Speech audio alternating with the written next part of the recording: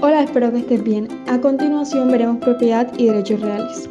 Comenzaremos diciendo que este concepto de bienes, propiedad y derechos reales mezcla dos tipos de Estado. El Estado liberal, que protege la propiedad privada, y el Estado social, que protege a la persona. Daremos paso con la escalera y comenzaremos con las fuentes, las cuales son sucesos que son jurídicamente relevantes. Entonces tenemos los hechos, los cuales son situaciones que ocurren que una persona no puede controlar. Se dice que vienen de la naturaleza, como por ejemplo la lluvia. Los actos son humanos, realizados conscientemente por el sujeto y del cual emanan efectos jurídicos. Puede ser voluntariamente con dolo o involuntariamente con culpa. Pueden ser onerosos y gratuitos. Un ejemplo de esto es caminar. Los negocios están regulados en una norma. Las partes buscan un resultado con celebrarlos y con ellos se busca crear, modificar y extinguir derechos y obligaciones para las partes. Puede ser voluntario como el matrimonio o involuntario como se ve un contrato de agencia oficiosa. Asimismo, puede ser oneroso o gratuito. La diferencia entre ellas recae en las consecuencias. En los hechos, las consecuencias las determina la ley. En los actos, la ley de manera principal y de manera subsidiaria a las personas, y en los contratos de manera principal las personas y de manera subsidiaria la ley, ya que en todo lo que digan mal o no digan aparece la ley. Vamos a ver de dónde nace esto. En la teoría francesa los acontecimientos devienen de la naturaleza y son hechos jurídicos, de manera que todos están relacionados entre sí. La teoría alemana, por su parte, todo está diferenciado entre sí. Hechos, actos y negocios. Nosotros nos centraremos en los negocios como elemento fundamental del derecho privado y acogeremos esta teoría. Requisitos para un negocio, los cuales son de existencia y validez.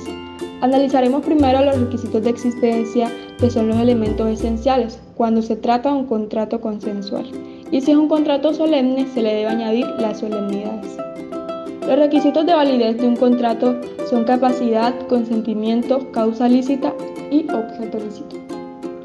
En los contratos consensuales basta con los requisitos esenciales que pueden ser el bien y el precio. Si el contrato es solemne, se necesitarán las solemnidades, como ya lo dijimos, y dependerá si es declarativo, que recae sobre la persona, o constitutivo, que recae sobre el patrimonio. Deberá llevarse un acta ante un notario. Las escrituras públicas como requisito de existencia en el constitutivo. Para los declarativos se necesitará un registro como lo es el registro civil, el registro de nacimiento o entre otros. Los requisitos de validez. Se necesita la capacidad de goce, es decir, estar vivo. Genera nulidad absoluta o relativa. La de consentimiento se puede dividir en error. Este error debe ser invencible. La fuerza física y psicológica debe ser irresistible y el dolo es querer mostrar algo como no es. Esto genera nulidad relativa. En contratos sobre personas existe el dolo, pero no afecta la validez de este contrato. La causa lícita se define como la motivación a contratar y genera nulidad absoluta, y el objeto es sobre lo que recae. Genera nulidad absoluta también. Un contrato solo es nulo hasta la sentencia que dicte un juez. Antes solo es anulable. Cuando es nulo se retrotraen los efectos si recaen sobre bienes. En personas rigen hacia el futuro.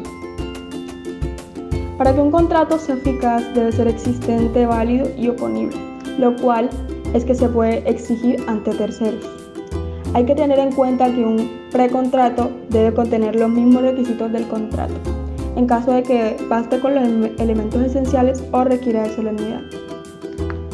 Pasaremos ahora a los títulos, los cuales son el nombre que reciben de acuerdo a las fuentes. Pueden ser nominados y nominados, es decir, pueden tener un nombre o no, y típicos y atípicos. Esto significa que pueden estar o no regulados en una norma. Llegamos a los modos, y son la manera en la que se cumple el contrato, el procedimiento, y lo vemos en las siguientes siglas, PATOS. Comenzaremos con el modo de la prescripción, la cual es el efecto jurídico por el paso del tiempo. Puede ser extintiva, que desaparece la posibilidad de ejercer el derecho, y adquisitiva, que es la posibilidad de adquirir bienes. El título de la prescripción es la posesión, que se diferencia de la tenencia. Para ser poseedor hay que desconocer al dueño, y esto se hace haciendo mejoras necesarias y suntuosas. Los inmuebles por destinación se pueden mover y están destinados a mejorar el bien. También se puede hacer la paga de los impuestos, hacer mantenimiento, hacer arreglos, entre otros. Si es de buena fe, para la prescripción, para muebles es de 3 años e inmuebles 5 años. Si es de mala fe, para muebles e inmuebles será de 10 años. Los poseedores deben demandar a los dueños, ya que primero en el tiempo, primero en el derecho. Solo se da en bienes privados. Si es un bien público, el Estado debe reubicarlo si se llegara a convertir en su domicilio. Accesión es cuando 2 o más bienes de diferentes dueños se unen. No se pueden mover. Se da de mueble a mueble y está en la mezcla, que es cuando no se pueden diferenciar los componentes. Adjunción, donde se pueden diferenciar, y especificación, que es la mano de obra. Se debe tener en cuenta su valor material, simbólico y esencial. Mueble a inmueble está la edificación y la adhesión. E inmueble a inmueble, que se dan los casos de aluvión, abulsión, bifurcación e islas. La adjudicación es un acto administrativo. Se diferencia de la tradición porque en este caso es el Estado el que la otorga. La tradición es la que vuelve perfecto el contrato. Consiste en la entrega del bien y tiene como título ejecutivo, que tiene obligaciones de dar, hacer o no hacer, y debe ser claro, expreso y exigible. Se diferencian de los morales, en que estos últimos no son exigibles. Si no se puede perfeccionar el contrato, se puede alegar responsabilidad, y esto incluiría, si es por responsabilidad de una de las partes, caso en el cual se deberá devolver lo pagado o no cobrarlo. Además, si hay cláusula penal, se pagará la indemnización acordada en ella. En cualquier caso, se debe tener en cuenta que el incumplimiento puede generar 2 tipos de daños. Uno es el patrimonial, que está lucro cesante, el cual son las pérdidas, o daño emergente, que son los gastos adicionales. Y el otro es el moral, el psicológico. Se puede excluir la responsabilidad de una de las partes alegando alguna de estas causales: culpa exclusiva a la víctima, fuerza mayor o caso fortuito. En caso en que sea culpa de un tercero, se podrá exigir la indemnización a la parte del contrato incumplida y ella podrá repetir luego contra el tercero. Ocupación se da sobre bienes muebles, mostrencos, que no tengan un dueño conocido o aparente. Para que este modo opere, se requiere informar a una autoridad y esperar 30 días a que no aparezca ningún dueño. La sucesión proviene de hechos a través de la muerte natural, de actos por muerte presunta o testamento, y negocios cuando se compran los derechos herenciales. Su título es el testamento o ley. Se dice que el amor desciende, asciende y luego se expande. Los asignatarios pueden ser herederos y puede ser testada o intestada de forma universal, o legatarios, que es testado y sobre algo en particular. Para poder tener acceso a la herencia se necesita capacidad de goce, dignidad, y esto tiene que ver si en vida se portó de manera buena con el causante, y la vocación, que es algo que se prueba con el vínculo y estar en el orden en el cual se va a repartir la sucesión.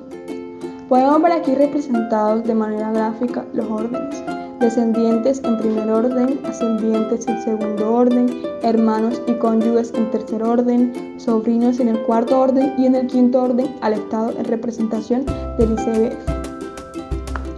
Los premuertos son aquellos que mueren antes del causante. Esto genera representación de forma descendente solamente. Se da solo en primer y tercer orden. La representación puede surgir por indignidad, desheredamiento, premuerte o repudio.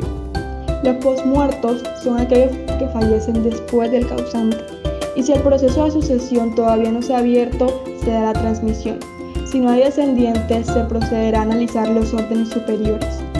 Si el proceso ya inició pero no ha finalizado, se aplicará la sustitución procesal, el cual surte efecto en el mismo orden que la transmisión: desciende, asciende y luego se expande. Los conmuertos son los que fallecen en el mismo momento y por las mismas circunstancias del causante. En este caso, se pierde la posibilidad de heredar del conmuerto.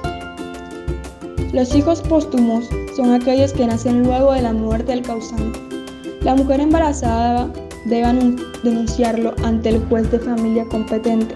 El plazo es de 30 días, después que haya conocido la muerte del causante. Si se va a heredar a personas jurídicas, se requiere de un testamento que así lo disponga. Procederemos a analizar los 3 requisitos para heredar de manera más profunda. La capacidad de goce no podrá suceder en una persona que nace 300 días pasados después de la muerte del difunto. Existe una excepción a esta regla y se encuentra en el artículo 10-19 del Código Civil. La dignidad se fundamenta en la solidaridad y se entiende tanto por la ley testada como la intestada. El desheredamiento priva de manera total o parcial al legitimario. Cuando la persona no es asignatario, pero el testador le otorga asignación, como el cuarto de mejoras por libre disposición, el testamento será la fuente de la sucesión. Llegamos a nuestro último escalón, los derechos reales.